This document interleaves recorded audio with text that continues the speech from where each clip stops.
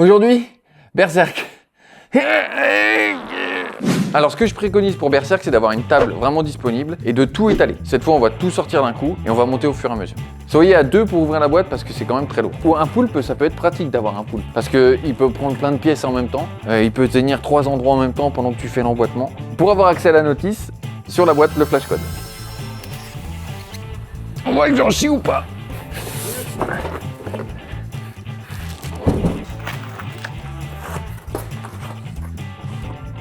Ah, te sauve pas? Si, il sauve en plus.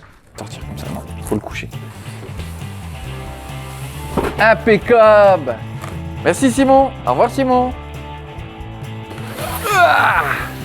Première étape, c'est pas trop mal passé. Donc si vous habitez au 4e étage sans ascenseur, il y a une astuce, c'est de déménager.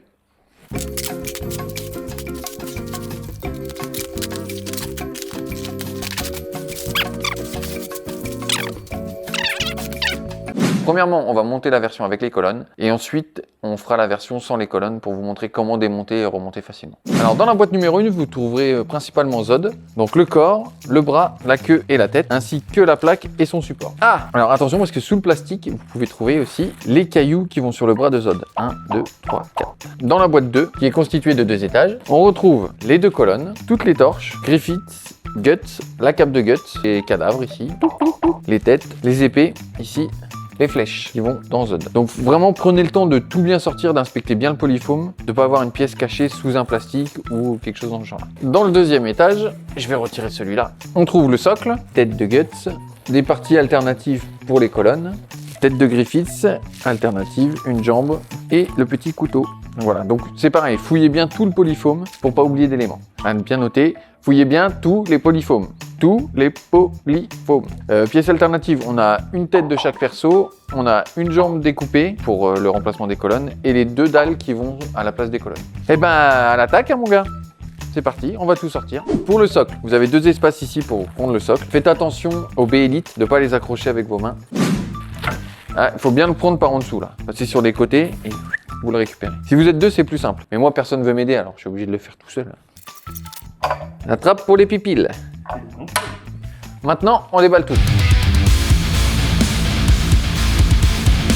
Pour Zod, on a une cale ici qui permet d'éviter que le bras bouge pendant le transport, afin qu'il ne se replie pas vers le genou et qu'on garde l'emboîtement ici. Donc comme pour l'eau, gardez bien cette cale pour si jamais vous avez besoin de faire voyager Zod. Tu le dis si tu vois que je galère. Hein. Donc comme on a beaucoup de sculptures, de volumes, de poils sculptés, il y a beaucoup de chances pour que vous ayez des billes de polystyrène de coller encore sur votre statue. Un petit coup de nettoyage avant de la poser. Donc en premier, on met les cailloux sur la main de Zod pour avoir accès à tous les emboîtements parce qu'après ça sera difficile. On en a 1, 2, 3 et 4.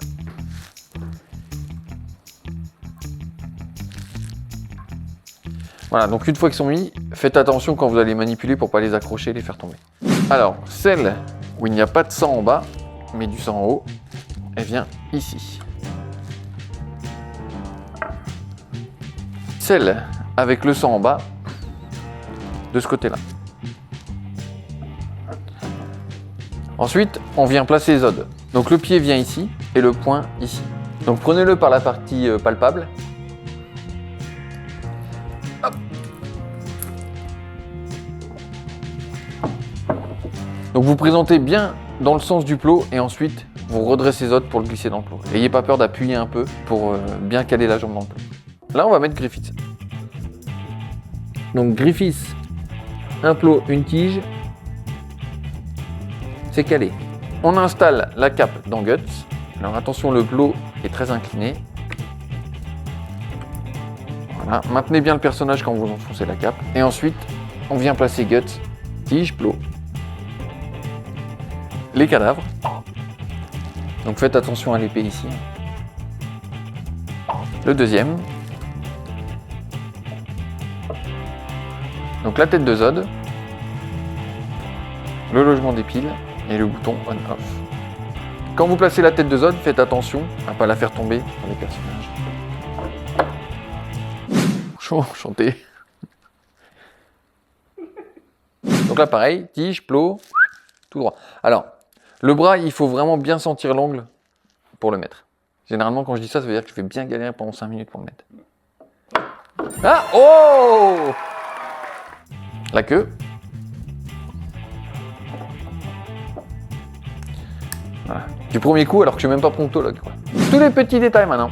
Le couteau. Donc vous avez un aimant et vous venez le ficher dans le trou prévu à cet effet.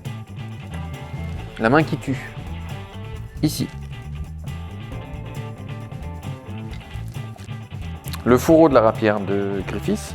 Vous avez un plot ici et 2 petits plots là. Donc on le met après, parce que si vous le mettez avant et que vous manipulez le personnage pour le mettre dans le plot, vous risquez d'abîmer cette partie. En premier, le plot métallique.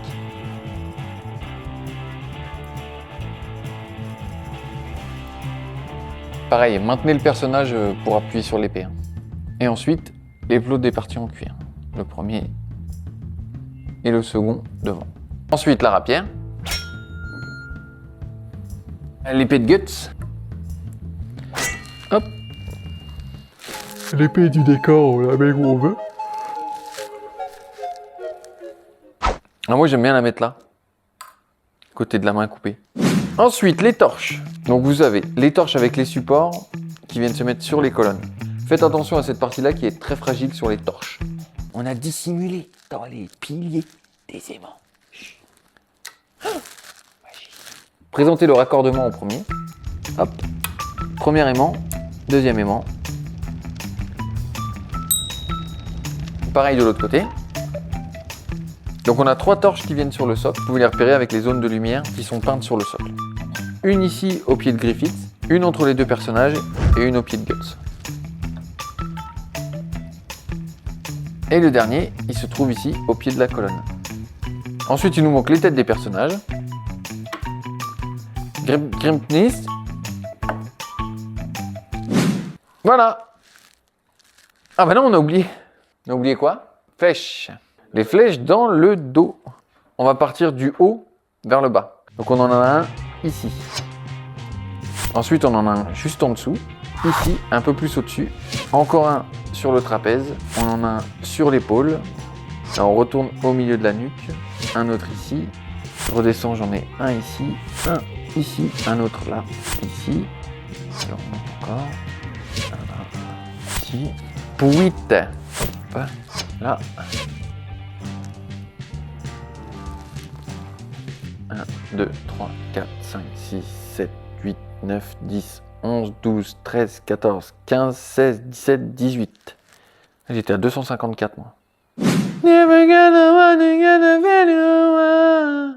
Alors pour les gens qui ont des difficultés d'exposition, si vous n'avez pas assez de place, parce qu'on voit bien que l'empattement des 2 colonnes prend énormément de place sur la largeur de la pièce, on a prévu des dalles pour venir enlever les colonnes. Donc je vais vous montrer comment faire. Première étape, il faut tout redémonter pour pas prendre de risques avec cette pièce.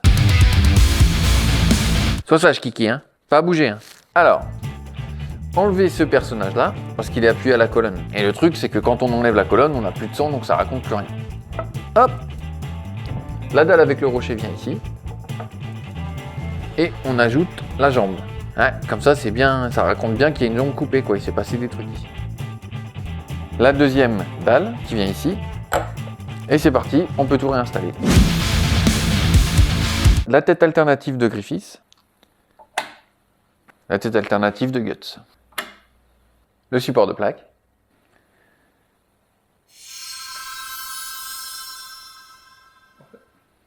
Les recommandations pour Berserk. 1, soyez 2. 1, soyez 2. Oui, c'est bon. Faites attention au déballage. Il y a énormément de pièces, donc vraiment le but, c'est de tout sortir avant pour pouvoir voir où ça se place. Choisissez quelle option vous voulez mettre avec ou sans colonne. Comme ça, vous ne perdez pas de temps pour le montage. Faites attention quand vous montez les persos, parce que les plots sont assez délicats pour pas forcer et casser les pieds. Attention aussi aux torches, qui sont assez fragiles. Voilà, c'est une pièce énorme, mais en même temps très délicate, parce qu'il y a beaucoup de subtilité dessus. Je vous souhaite à tous une bonne réception, un bon montage. N'oubliez pas d'appeler un pote qui va porter avec vous. Voilà, c'est un peu comme un déménagement, quoi. On n'a pas envie d'y aller, mais on est content d'y être après. Voilà, ciao, bye!